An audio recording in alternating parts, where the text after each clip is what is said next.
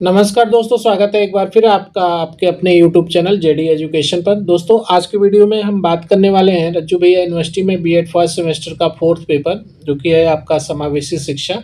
तो आज का हमारा जो टॉपिक है वो समावेशी शिक्षा से है और ये आपके थर्ड यूनिट का टॉपिक है बाल अपराधी बालक। तो इसके बारे में हम लोग डिस्कस करेंगे कि बाल अपराधी बालक की क्या समस्याएं हैं, इनके बारे में पहले समझेंगे और इनके विशेषताएं देखेंगे, क्या कारण है जिसकी वजह से बाल अपराध बढ़ता है या बालक अपराधी बनते हैं, है ना। तो और भी सारी चीज़ें हम इस पर अध्ययन करेंगे, पूरा डिटेल जानेंगे। तो रज्जू भैया यूनिवर्सिटी में बीएड फर्स्ट सेमेस्टर के जो 4 पेपर हैं, उन चारों पेपर की अलग-अलग प्लेलिस्ट आपको हमारे चैनल पे मिलेगी। आपको जो भी सब्जेक्ट पढ़ना है उन सब्जेक्ट को आप प्लेलिस्ट में जाके देख सकते हैं, उसका वीडियो देख सकते हैं और साथ में अगर आपको नोट्स चाहिए तो हमारे टेलीग्राम चैनल पे जाइए। टेलीग्राम चैनल का लिंक हम वीडियो के डिस्क्रिप्शन में दे देंगे, वहाँ से आप टेलीग्राम चैनल पे जाके आपको जो भी सब्जेक्ट का पीडीएफ चाहिए आप डाउनलोड कर सकते हैं। आपको एक सब्जेक्ट नहीं, यहाँ पे चारों सब्जेक्ट, मतलब बाकी यूट्यूब चैनल की तरह नहीं कि 2 टॉपिक पढ़ा दिया, 3 टॉपिक पढ़ा दिया, उसके बाद छोड़ दिया, बोले कुछ करें कुछ, ऐसा नहीं है। हमारे चैनल पे आपको जो आपके फर्स्ट सेमेस्टर के 4 पेपर हैं, जिसमें आपका पहला philosophical and sociological perspective of education और दूसरा है आपका साइकोलॉजिकल पर्सपेक्टिव ऑफ एजुकेशन, तीसरा पेपर है आपका स्कूल मैनेजमेंट एंड हाइजीन। तो ये जो 3 पेपर हैं ये आपके बीएड फर्स्ट सेमेस्टर के कंपलसरी पेपर हैं और इसके बाद जो फोर्थ पेपर है इसमें आपके 2 पेपर हैं। आपको पता है कि पहला एक है आपका वैल्यू एंड पीस एजुकेशन, मूल्य एवं शांति शिक्षा, और दूसरा आपका इंक्लूसिव एजुकेशन, जिसको हम बोलते हैं समावेशी शिक्षा। तो 3 ये कंपलसरी पेपर और एक आपका समावेशी शिक्षा, ये 4 पेपर का आपको वीडियो हमारे ये चैनल पे मिलेगा। इसकी हमने अलग-अलग प्लेलिस्ट बना रखी है और जिसमें आपका पहला पेपर पूरी तरह से कंप्लीट हो चुका है, हर एक टॉपिक का वीडियो आपको मिलेगा और साथ में आपको ये आपका थर्ड जो पेपर है इसका भी पूरा कंप्लीट हो चुका है, वो भी वीडियो मिलेगा। सेकंड भी थर्ड यूनिट चल रहा है और आपका फोर्थ जो सब्जेक्ट है इसका भी थर्ड यूनिट चल रहा है। तो ये ऑलमोस्ट कंप्लीट हो गया है, बस 1-2 दिन में आपको सारे जो टॉपिक हैं उन सभी का वीडियो आपको मिल जाएगा। एग्ज़ाम के 3-4 दिन पहले ही आपको पूरा कंप्लीट मिलेगा। और इसके अलावा आपको हमारे चैनल पे जो पीवाईक्यूज़ हैं, मतलब हमने क्या किया है कि 2021 से लेके 2024 तक जितने भी क्वेश्चन आए हैं, ठीक है? उसका इन सबको मिला के हमने क्या किया, एक ही पीडीएफ में, एक ही मतलब उसमें सारी मतलब ये आपके 21, 22, 23, 24 और 24-25 के सारे क्वेश्चंस को एक जगह पे रख दिया है, जिससे आपको कोई असुविधा ना हो, पेपर खोजने में कोई दिक्कत ना हो। इससे आपको एक चीज़ ये फ़ायदा मिलेगा कि आपको ये पता चल पाएगा कि कैसे क्वेश्चन एग्ज़ाम में पूछे जाते हैं। आपको उन्हीं क्वेश्चंस को तैयार करना है। तो हमारे ये आपको इस चैनल पे आपको एक प्लेलिस्ट और मिल जाएगी कि रज्जू भैया यूनिवर्सिटी में रज्जू भैया बीएड फर्स्ट सेमेस्टर आपका पीवाईक्यू, ठीक है? इसमें आप जाके देख लीजिएगा, उसमें आपको चारों सब्जेक्ट्स के आपको प्रीवियस ईयर के क्वेश्चन आपको मिल जाएंगे, जिसमें हमने 2021 से लेके 2024 तक के सारे जो है क्वेश्चंस को एक जगह पे रखा है। इसके अलावा इसी प्लेलिस्ट में आपको हम यहाँ पे दे रहे हैं जो संभावित प्रश्न अपकमिंग एग्जाम में आ सकते हैं, उनके बारे में भी आप देख सकते हैं। अगर आपको हमने जितने भी क्वेश्चन की सीरीज दी है अभी तक, हमारे इस पे जो है 2 पेपर का अपलोड हो चुका है, जिसमें आपका पहला और थर्ड पेपर है। तो उनको अगर आप पढ़ के जाते हैं, सिर्फ उतना ही पढ़ के जाते हैं, तो भी आप 100% अपना पेपर सॉल्व करके आएंगे, पूरा पेपर करके आएंगे, कहीं से कुछ छूटने नहीं पाएगा, उससे बाहर कोई क्वेश्चन नहीं आएगा, इतना हम आपको बता दें। तो बस 2 चीज़ करिए, एक काम आपको करना है कि जो प्रीवियस ईयर क्वेश्चन है, पीवाईक्यू है, उसको आप देख लीजिए और दूसरा जो हमने मोस्ट इम्पॉर्टेंट क्वेश्चन की सीरीज दी है, आप उसको देख लीजिए और सबको आपको इतना ही पढ़ के अगर आप चले जाते हैं तो भी आपका एक भी क्वेश्चन एग्जाम में नहीं छूटने पाएगा, ये गारंटीड है, इसमें कोई मतलब किंतु परंतु वाली बात नहीं है, आपको पूरा कंप्लीट मिल जाएगा यहाँ से। साथ में आपको पीडीएफ जो है वो आप पूरा का पूरा फर्स्ट पेपर का मिलेगा, थर्ड पेपर का आपका पूरा का पूरा मिलेगा, सेकंड पेपर का भी नहीं बचा है और फोर्थ पेपर का भी हमने ऑलमोस्ट डाल दिया है, कुछ टॉपिक बचे हुए हैं उनका भी पीडीएफ हम अपलोड कर देंगे। विदिन 1 to 2 डेज में। और साथ में आपको अब जो अपलोड होगा, तो जो फोर्थ पेपर का बचा हुआ है और सेकंड पेपर आपका जो है, सेकंड पेपर का पूरा हम एक साथ अपलोड करेंगे। तो अभी हमने कमिटमेंट कर दिया है, आप लोगों से ग्रुप में बात हो रही थी, तो उसमें हमने ये बोल दिया है कि 1 जनवरी को हम इसको अपलोड करेंगे। तो आप कोशिश ये है कि 1 जनवरी को हम पूरा का पूरा पीडीएफ अपलोड कर दें। तो अगर आप चैनल पे पहली बार विजिट किए हैं, तो आपको हम बता दें कि ये सारी चीज़ें आपको हमारे चैनल पे मिल जाएंगी। अलग-अलग प्लेलिस्ट मिलेगा चारों सब्जेक्ट का, और हमारे टेलीग्राम चैनल पे आपको पीडीएफ भी मिलेगा। तो टेलीग्राम चैनल का अगर आपको लिंक चाहिए तो वीडियो के डिस्क्रिप्शन में मिल जाएगा, वहाँ से आप टेलीग्राम चैनल पे जाइए और वहाँ से डाउनलोड करिए। साथ में टेलीग्राम ग्रुप भी है हमारा, उसका भी आपको लिंक मिल जाएगा डिस्क्रिप्शन में। तो ग्रुप भी आप ज़रूर ज्वाइन कर लीजिए, क्योंकि जो भी इन्फॉर्मेशन होती है, जो भी न्यूज़ होती है, वो हम ग्रुप में डिस्कस करते हैं, उसको हम बता देते हैं, जिससे आपको समय पे सारी जानकारी मिल जाएगी। साथ में हमारा जो व्हाट्सएप चैनल है, उसको भी ज़रूर ज्वाइन कर लीजिए, क्योंकि व्हाट्सएप पे भी हम चीज़ें शेयर करते हैं, तो वहाँ से भी आपको जानकारी मिल जाएगी। अगर टेलीग्राम मान लीजिए आपने नहीं लॉगिन किया हुआ है या कोई दिक्कत है, व्हाट्सएप तो हमेशा चलता रहता है सबका, तो व्हाट्सएप पे ज़्यादा आसानी से चीज़ें आपके पास पहुँच सकती हैं। हमसे बात करना है तो उसके लिए भी आप ग्रुप में ज्वाइन करिए, टेलीग्राम ग्रुप में, उसमें बेहतर तरीके से आप अपनी बात हम तक पहुंचा पाएंगे। और जो भी आपकी क्वेरी होगी, जो भी आपकी समस्या होगी, उसको हम ज़रूर सॉल्व करने की पूरी कोशिश करते हैं, और जहां तक हो सकता है हर संभव मदद हम करने के लिए तैयार रहते हैं आपकी। तो चलिए स्टार्ट करते हैं आज का अपना लेक्चर, जो कि है बाल अपराधी बालक पे। तो सबसे पहले हम लोग देखते हैं कि बाल अपराधी बालक जो हैं, डेलिंक्वेंट चिल्ड्रन जो हैं, इनके बारे में हम लोग पहले समझेंगे, इसके बाद फिर आगे बढ़ेंगे। तो देखिए, बाल अपराधी बालक जो है, तो हमारी जो सामाजिक व्यवस्था है, अगर इस सामाजिक व्यवस्था के जो नियम हैं, इन नियमों के विरुद्ध जाकर अगर कोई भी कार्य करता है, चाहे वो बड़ा हो, चाहे वो बालक हो, ठीक है? तो अगर इस सामाजिक व्यवस्था के जो नियम हैं, इन नियम के विरुद्ध जाके अगर कोई बालक किसी भी तरह का कोई औचित्य कार्य करता है, किसी भी तरह का अनर्गल काम करता है, तो उसी को हम क्या बोलते हैं? बाल अपराध कहते हैं। प्रत्येक व्यक्ति के संतुलित विकास के लिए उनके प्रत्येक पक्ष, मतलब कि किसी भी व्यक्ति के अगर उसमें जो उसका डेवलपमेंट है, व्यक्ति का डेवलपमेंट है, उसमें संतुलित डेवलपमेंट के लिए उसके प्रत्येक पक्ष में, जैसे आपका एक हो गया फिजिकल, मतलब शारीरिक, मानसिक, शैक्षिक, संवेगात्मक व सामाजिक विकास होना अत्यंत आवश्यक है। अन्यथा असंतुलन के अभाव में वह व्यक्ति समाज में सामंजस्य स्थापित नहीं कर पाता। तो यदि कोई बालक सामाजिक मान्यताओं, नियमों की अवहेलना करता पाया जाता है, तो वह बाल अपराधी कहलाएगा। बालकों द्वारा किए गए अपराध के आधार पर उसे दंडित किए जाने का भी प्रावधान है। इसमें दंड के रूप में इन्हें सुधार गृह में भेजा जाता है। देखिए, जैसे एक बड़ा कोई अपराध करता है, तो उसके सुधरने की संभावना कम होती है। लेकिन एक बालक है, अगर बालक कोई अपराध करता है, तो अगर हम उसको कोशिश करें, तो उसकी आगे की जो बची हुई ज़िंदगी है, क्योंकि उसके सामने उसकी पूरी लाइफ है, तो ऐसे में क्या है कि अगर उसको हम मौका दें, एक मौका दें कि हाँ, ये सुधर जाए, तो मे बी ऐसा चांस रहता है कि बालक जो है अच्छे रास्ते पे आ जाए और वो सुधर जाए, अच्छा काम करने लगे, वो अपराध से दूरी बना ले, ऐसा भी हो सकता है। तो इसलिए बच्चों को क्या है कि सुधार गृह में भेजा जाता है, क्योंकि सामाजिक दृष्टि से इन्हें सुधारना अत्यंत आवश्यक है। अन्यथा ये समाज विरोधी कार्यों में संलग्न हो जाते हैं, और ऐसे बच्चे बचपन से अगर समाज विरोधी कार्य में लग गए, तो वो बड़े होते-होते पता नहीं क्या ही कर जाएँगे। तो इसके लिए उनको समय रहते अगर बचा लिया जाए तो ज़्यादा अच्छा है। देखते हैं, बर्ट के अनुसार उस बालक को अपराधी बालक कहते हैं जिसकी समाज विरोधी प्रवृत्तियां इतनी गंभीर हो जाती हैं कि उसको सॉल्व करने के लिए क्या करना पड़ता है? सरकारी कार्रवाई आवश्यक हो जाती है।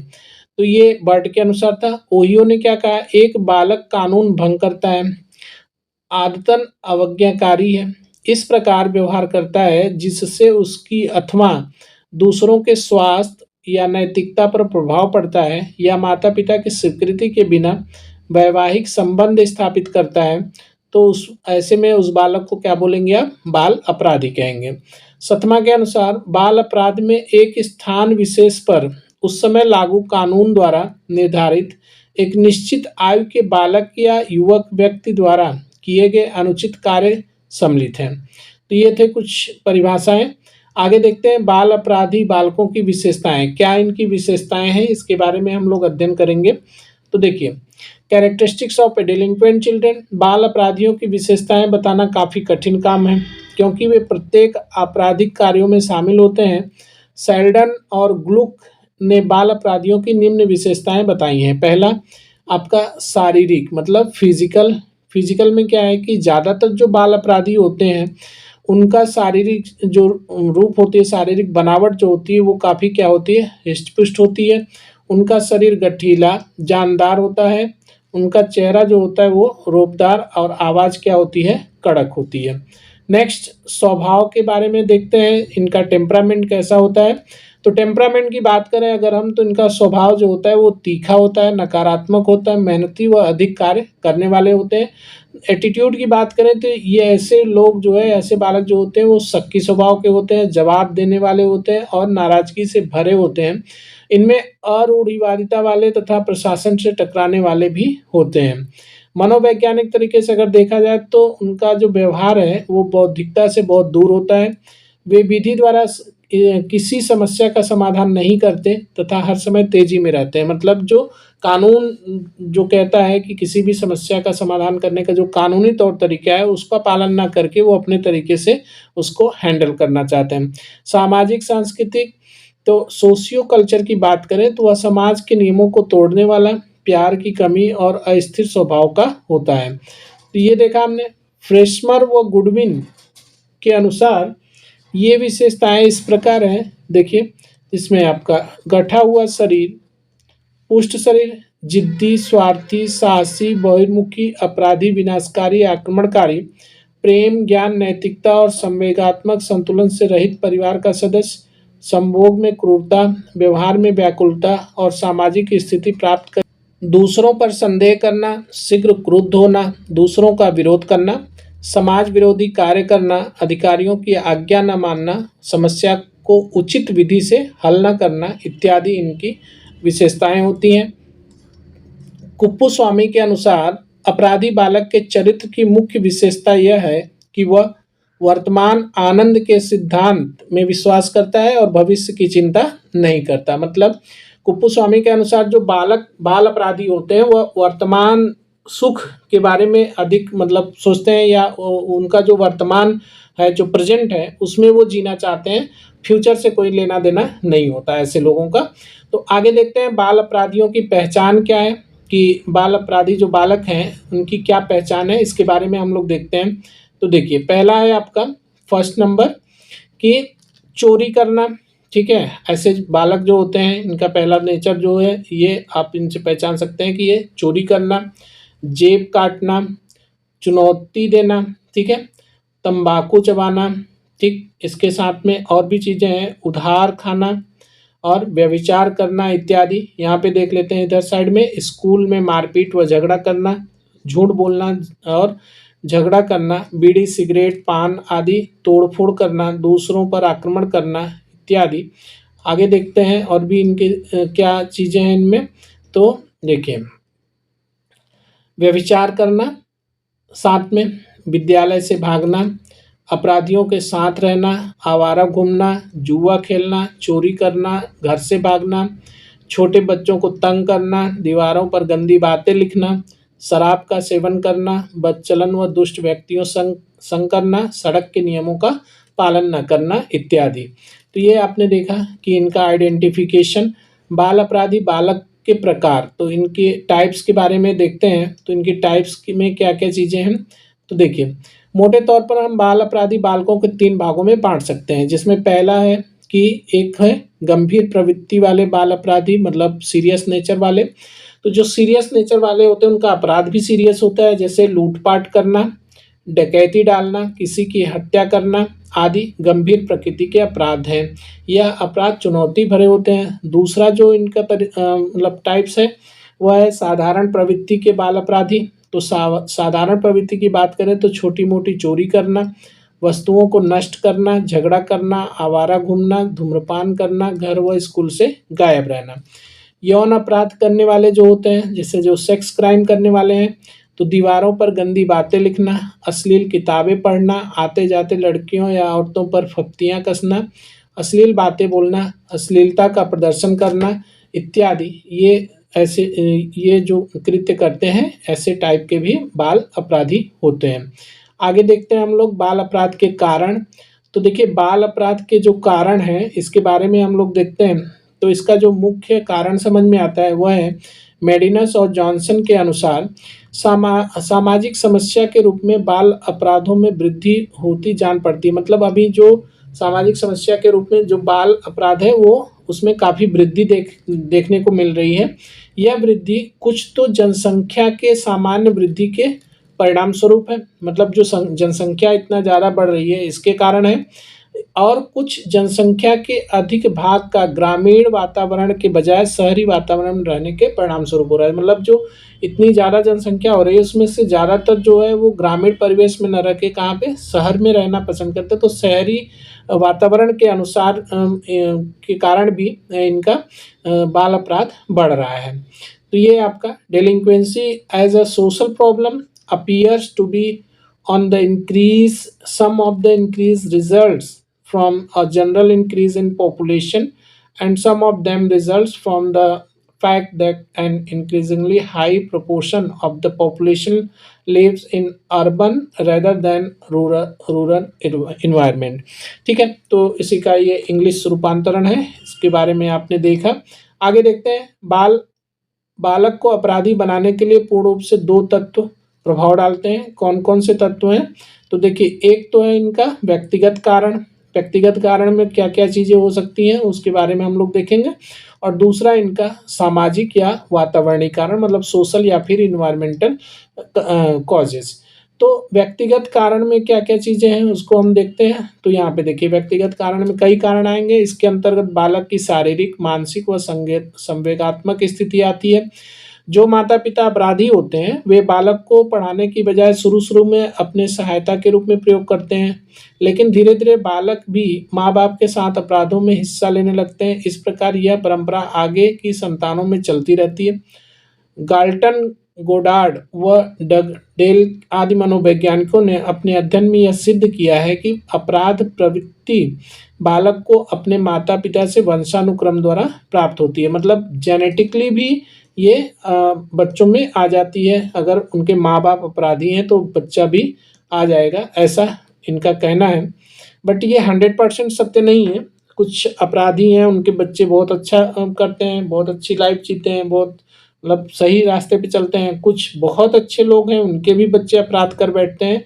तो इस पे 100% आप नहीं कह सकते कि जेनेटिक ही होता है। वैलेंटाइन के अनुसार आनुवांशिक लक्षण अपराध प्रवृत्तियों को प्रोत्साहित करते हैं। लोमस्रोसो तथा उनके समर्थकों का मत है कि अपराध का कारण आनुवंशिकता है। ग्लुक ने अपनी पुस्तक फिजिक एंड डेलिक्वेंसी में अपने स्वयं के अध्ययनों के आधार पर लिखा है कि इस प्रकार की शारीरिक रचना वाले शरीर का व बाल अपराध का घनिष्ठ संबंध है। मतलब इनमें एक चीज़ देखें कि जो मतलब होते हैं ना कि जिनकी शारीरिक बनावट या इस तरह की चीज़ें हैं उसके बारे में ये कह रहे हैं कि अगर ऐसा है तो उनका जो है और बाल अपराध का घनिष्ठ संबंध होता है। बुद्धि की कमी, लैक ऑफ इंटेलिजेंस, मतलब जो बाल अपराधी होते हैं उनमें उनकी जो आईक्यू लेवल होता है वो 50 से 60 के बीच में ये देखा गया है कि उनका जो आईक्यू लेवल है वो 50 to 60 के बीच में रहता है। गेडार्ड ने बाल अपराध बालकों पर कई अनुसंधान किए और उसने यह पाया कि 99% जो बच्चे हैं वो मंद बुद्धि के थे। ऐसा नहीं कि मंद बुद्धि बच्चे ही बाल अपराधी बनते हैं, बल्कि सामान्य तथा सामान्य से अधिक बुद्धि लब्धि मतलब आईक्यू लेवल वाले बच्चे भी अपराध जगत में पाए जाते हैं। यह आवश्यक नहीं है कि बाल अपराध का कारण मंद बुद्धि ही है, यह तो एक कारण मात्र है। मंद बुद्धि के दूसरे भी कई कारण हो सकते हैं। बुद्धिमान बालक भी कई बार ऐसे कांड कर जाते हैं जिनको सुनकर विश्वास नहीं होता, ऐसा आपने भी देखा होगा। शारीरिक दोष, फिजिकल डिसेबिलिटी, तो होता क्या है कि जैसे मान लीजिए किसी बच्चे में शारीरिक दोष है, किसी भी तरह का कुछ भी है, जैसे कि बच्चा मान लीजिए बालक काना है, लंगड़ा है, बहरा है, उसका हाथ कटा हुआ है या और भी कोई भी दिक्कत हो सकती है। तो ऐसे में क्या होता है ना कि उसके अंदर हीन भावना आ जाती है और हीन भावना कैसे आती है, जैसे घर परिवार में है, समाज में है तो लोग उसका मज़ाक उड़ाते हैं, स्कूल में बच्चे मज़ाक उड़ाते हैं और भी जो सहपाठी हैं वो मज़ाक उड़ाते हैं। तो ऐसे में क्या होता है कि उनके अंदर हीन भावना आ जाती है और वो उनसे बदला लेने की सोचने लगते हैं। तो ऐस इस कारण भी बच्चे क्या है बाल अपराध की तरफ मुड़ जाते हैं। मनोवैज्ञानिक कारण क्या है? तो मनोवैज्ञानिक कारण जैसे घर में बात-बात पे डाँटना, मतलब अच्छे कामों की प्रशंसा न करना, अपेक्षा से ज़्यादा उम्मीद करना, कोर अनुशासन, सुविधाओं की कमी, संतानों में भेदभाव करना। एक माँ-बाप हैं, अगर मान लीजिए कोई बच्चा थोड़ा-सा कोई गलती कर दिया तो उसको ज़्यादा डाँट दें या इस तरह से, मतलब बच्चे को ये फ़ील हो कि मेरे साथ मतलब अलग तरीके का बर्ताव होता है, इस तरह की चीज़ें होती हैं, तब फिर वो क्या करता है अपराध की तरफ बढ़ जाता है। तो यहाँ पे आप देख रहे हैं कि संतानों में भेदभाव करना आदि कारण बालक पर मनोवैज्ञानिक प्रभाव डालते हैं और इसका प्रभाव उनके व्यक्तित्व पर पड़ता है। उनके आत्मसम्मान को ठेस पहुँचती है और उसी आत्मसम्मान की इच्छा शक्ति को प्राप्त करने के लिए वह गलत दिशा चुन लेता है। अपराध जगत की तरफ मुड़ जाता है। हीली और ब्रोनर ने यह पाया कि 83% जो बाल अपराधी ऐसे थे जिनमें संवेगात्मक अस्थिरता थी, मतलब वो इमोशनली अनबैलेंस थे। लेकिन कई बार 105 या इससे अधिक बुद्धि लब्धि वाले बालक भी अपराध करते पाए गए, मतलब जिनका आईक्यू लेवल 100 प्लस था वो भी अपराध करते हुए पाए गए। आर्थिक कारण, तो बाल अपराध का एक कारण ये भी हो सकता है कि मतलब आर्थिक स्थिति अगर परिवार की अच्छी नहीं है तो भी बच्चे अक्सर अपनी इच्छाओं को पूरा करने के लिए वो क्या करते हैं, बाल मतलब अपराध की तरफ मुड़ जाते हैं। तो ऐसा सिर्फ गरीबों में भी नहीं होता, जो ठीक-ठाक हैं घर परिवार से उनके उनके बच्चों के साथ भी ऐसा हो जाता है। तो देखते हैं आइए इसके बारे में। प्रायः गरीब परिवारों के सदस्यों की संख्या ज़्यादा होती है। अ, उनको अपना गुज़ारा करने के लिए ज़्यादा कार्य करना पड़ता है, लेकिन तब भी वे अपने परिवार के सदस्यों को भरपेट खाना नहीं खिला पाते। जिस बालक को भरपेट खाना नहीं मिलता, उनकी इच्छाएँ अतृप्त रह जाती हैं। जन आवश्यकताओं व इच्छाओं की पूर्ति हेतु वह अपराध की ओर मुड़ जाते हैं। ज़्यादातर बाल अपराधी गरीब परिवारों से ही पाए जाते हैं। कुप्पुस्वामी ने लिखा है कि अपराधी चरित्र का विकास करने में गरीबी एक महत्वपूर्ण कारण है। मतलब कि जो गरीबी है वो भी एक महत्वपूर्ण कारण है कि जो बच्चे हैं वो अपराध की तरफ जाते हैं। लेकिन यह बात कुछ हद तक उन अपराधी बालकों पर भी लागू होती है जो अमीर घरों से संबंध रखते हैं। वे भी अपनी इच्छाओं की पूर्ति हेतु कई बार अपराध कर बैठते हैं, क्योंकि वे संवेगात्मक रूप से अस्थिर होते हैं, मतलब इमोशनली वो स्टेबल नहीं होते। संवेगात्मक कारण वही कि इमोशनल कॉज़ क्या है कि प्रत्येक बालक का शारीरिक व संवेगात्मक इच्छाएँ होती हैं। जब बालक की ये इच्छाएँ या आवश्यकताएँ की पूर्ति घर में नहीं हो पाती, तो उनके व्यवहार में जटिलता आनी शुरू हो जाती है और उनका संवेगात्मक संतुलन नहीं रहता। उनका जो संवेग है वो प्रबल हो जाता है। अपने संवेगात्मक इच्छा की पूर्ति हेतु वे चोरी, हेरा-फेरी, झूठ बोलना आदि बाल अपराधों की तरफ मुड़ जाते हैं। आनुवंशिकी कारण, हेरिडेटरी कॉजेज़, तो ये आपने देखा कि कई बार अपराधी प्रवृत्ति वंश परंपरा के प्रभाव के कारण पिता से पुत्र तथा आगे पीढ़ी दर पीढ़ी चलती रहती है। बाल अपराध के दूसरे भी कई कारण हो सकते हैं, आनुवांशिक भी एक कारण है। 20वीं सदी के मध्य तक यह विचार प्रचलित था कि अपराधी प्रवृत्ति परंपरागत होती है, लेकिन मनोविज्ञान के अनुसार इसका कोई वैज्ञानिक आधार नहीं है। कई बार हम ये देखते हैं कि अच्छे परिवार के बच्चे भी अपराध करते हैं और चोर डाकुओं तथा आवारा लोगों के बच्चे भी कभी-कभी क्या होता है, अच्छे नागरिक बन जाते हैं। ये आपने भी देखा होगा, ये ऐसा भी होता है। ठीक है? सिरिल बर्ड का कहना है कि अपराधी प्रवृत्ति पर वंश परंपरा का कोई प्रभाव नहीं पड़ता। बुरा वातावरण ही बालकों को बाल अपराध की तरफ धकेलता है। हम यह कह सकते हैं कि बाल अपराधी पैदा नहीं होते बल्कि बनाए जाते हैं। बिल्कुल सही बात है कि कोई मतलब अपराधी बन के पैदा नहीं होता, वो यहाँ पे धरती पे आने के बाद अपराधी बनता है, ये बिल्कुल सत्य है। दूसरा हम लोग देखते हैं सामाजिक या वातावरणीय कारण, मतलब सोशल और एनवायरमेंटल कॉजेस, इसके बारे में देखते हैं। तो बालक को बाल अपराधी बनाने में वातावरण का महत्वपूर्ण योगदान होता है। कुछ वातावरणीय कारक प्रमुख हैं, जैसे अनुशासन, डिसिप्लिन। अगर किसी घर में ज़रूरत से ज़्यादा डिसिप्लिन आ जाए तो वो भी खतरनाक है।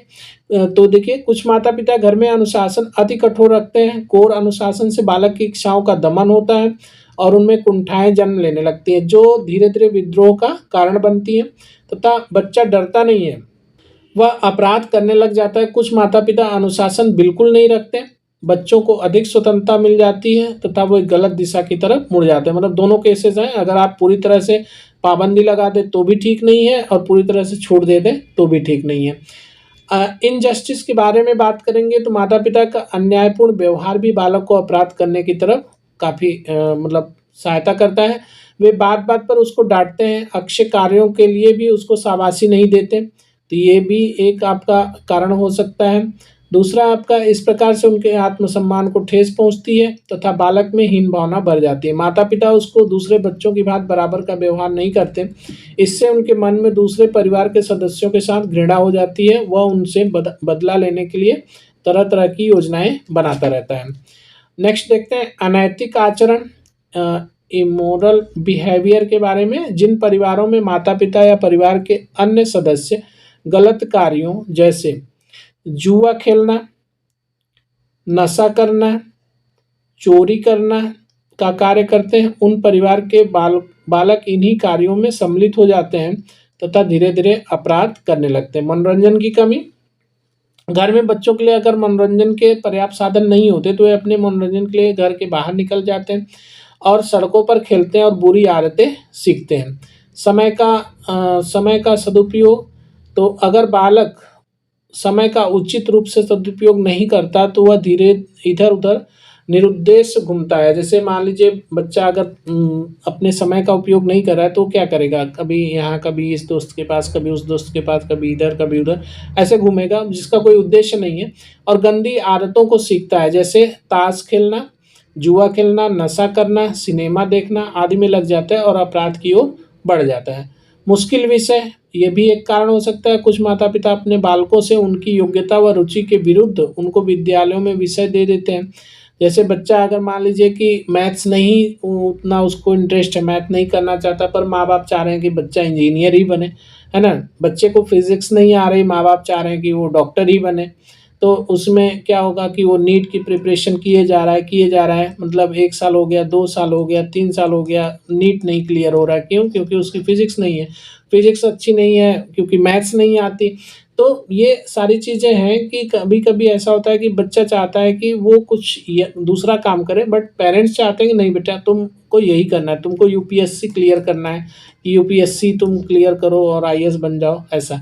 तो नहीं, ऐसा नहीं, बच्चे के बारे में समझ के कि बच्चा क्या चाहता है उसके हिसाब से उसको करने दीजिए। उनकी इन विषयों में रुचि नहीं होती और वे विद्यालय जाने के बजाय इधर-उधर भटकना शुरू कर देते हैं और गलत आदतें अपना लेते हैं। स्कूल के आसपास का वातावरण भी एक प्रमुख कारण हो सकता है आपका बाल अपराध की तरफ मुड़ने के लिए। जैसे स्कूल के अगल-बगल अगर मान लीजिए कि शराब की दुकान है ना? बीड़ी, सिगरेट, गुटखा, ये सारी चीज़ें, तो उसकी तरफ क्या हुआ, बच्चे आकर्षित होते हैं और वो यदाकदा वहाँ स्कूल से भागकर इनमें चला जाता है। पहले वह शौक-शौक में करते हैं, फिर बाद में धीरे-धीरे क्या होती है, उनकी आदत बन जाती है, जिससे क्या होता है, वो अपराध की तरफ मुड़ जाते हैं। दोषपूर्ण पाठ्यक्रम एक ये कारण हो सकता है आपका। डिफेक्टिव सिलेबस और एग्ज़ामिनेशन, परीक्षाएँ भी इनमें बहुत बड़ा रोल प्ले करती हैं। आजकल परीक्षाओं का स्वरूप बदल गया है, जब बच्चा इन परीक्षाओं में सफल नहीं होता तो उनके मन में कुंठा पैदा हो जाती है, वह परीक्षा पास करने के लिए जोड़-तोड़ में लग जाता है तथा वह अनैतिक तरीके अपनाना शुरू कर देता है। असफल होने पर घर से भाग जाना, लड़ाई-झगड़ा करना, आत्महत्या तक कर बैठना, इन सब के सामान्य परिणाम हैं। अतः परीक्षा का ढंग इस प्रकार होना चाहिए कि बच्चा उससे संतुष्ट हो और आगे बढ़ सके। अध्यापक का व्यवहार, ये इसके बारे में देखते हैं कि घर से निकलकर बच्चा स्कूल में आता है, स्कूल में सबसे अधिक अगर वो किसी के संपर्क में रहता है, तो वो किसके संपर्क में रहता है? अध्यापक के संपर्क में रहता है। अगर अध्यापक का व्यवहार सब बच्चों के प्रति सहयोगपूर्ण और सहानुभूति वाला है, तो बालक पर सकारात्मक प्रभाव पड़ता है। अगर अध्यापक का व्यवहार बच्चों के प्रति अनुचित या भेदभावपूर्ण है, तो बच्चों पर नकारात्मक प्रभाव पड़ता है तथा कई बार बच्चे स्कूल तक छोड़ देते हैं। इन सब का प्रभाव बच्चे के कोमल मन पर पड़ता है तथा यह बाल अपराध बनने का कारण बन जाता है। आगे देखते हैं हम लोग बाल अपराधी बालकों के लिए शैक्षिक प्रावधान क्या क्या है। तो ऐसे बाल अपराध की रोकथाम व सुधार में शिक्षा महत्वपूर्ण भूमिका निर्वाह करती है। इस प्रकार के बच्चों के लिए निम्नलिखित शैक्षिक प्रावधान किए जा सकते हैं। जैसे पहला, उपयुक्त विद्यालयी शिक्षा।